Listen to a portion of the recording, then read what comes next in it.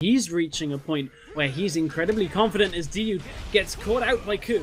Yeah, insects and backwards into his team, but that will actually mean he lands the Eclipse onto 2 players. Yuki trying his best to proc that damage, blocks the spell shield, but he can't block the hook, which will be him being flayed backwards. Voidal so incredibly low, Yuki will be the first to fall. Ku will get out with his life and the rest of his team 2-0, and Ku is finally having the impact on the game he wants.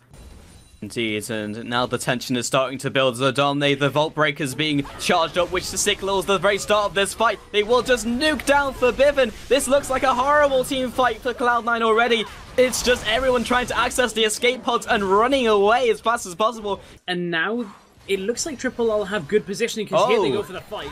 Yeah, and that will actually follow him all the way back to his ally. Fresh, he used the Dark Lantern, and now he's just been completely annihilated. 2 of the members have dropped from Cloud9. This could definitely be the game right here and now. Ku jumps over the wall, will in fact not drop just yet, escapes with his life. Adramne is going to be the one who's going to get focused, and Jonan takes down Jax off to the side, but 2 versus 4 game, and Cloud9 versus Team LoL, Team Triple LoL have found themselves Forbidden. He's used the intervention. Yuki is already out. Morden this time initiates, and there's no intervention to save him. Adramne is already there. JWoww jumps onto John, but he has kited him away. The culling has come down. There is so much peeling potential, but he's still not dead. There we go. Diode has jumped to the back line, and everyone evaporates as a huge barrel from Ocelot enters and drops 2 people.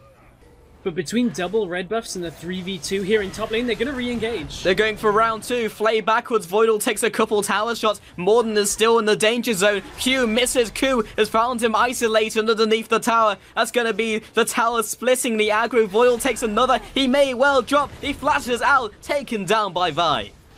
However, Cloud9 do not feel strong enough that they can just engage 5 versus 5 and win. Gragas Barrel is something you have to be well aware of. As they jump onto JWoww, who was split, they have interrupted the Dragon's descent, and he will drop. They are going to go for their reinitiation. Sadism has been popped by Adramne, and the culling over the wall chunks Yuki down to half. Voidal is going to be going. Oh, Ku! He doesn't need air vents for this one. Jumping on Diode, he will be taking him out. And Adramne moving on to Ocelot on Yuki. Maybe not the right idea to go the same way. Ku collects another. In fact, that will be Lucian, and Ku has been shut down. Ocelot is the only surviving member.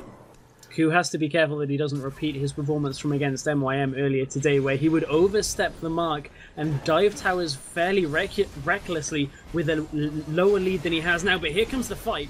Well, Morden just jumping in initially. Gragas Bow will land onto 2. Ocelot drops so low. There's 1. He has been intervention. And this, he is dropping so low. He is dropping everyone. Morden will fall. Adramne will fall. And now he's just diving the double Nexus turrets. Maybe that was a little too ham, but they are going to take the inhibitor. But there's a lot happening in the middle lane, and it looks like they might kick off an engagement. They're going to try this collapse, and Forbidden lands a huge wind slash onto Yuki, drops him low. Ku is chasing down Lee Sin. Adramne nukes down Yuki as he's on the retreat. Diode is just going to walk back into them and make sure he can try and save Ocelot's life. Indeed, he will. 2 for 0 in that engagement.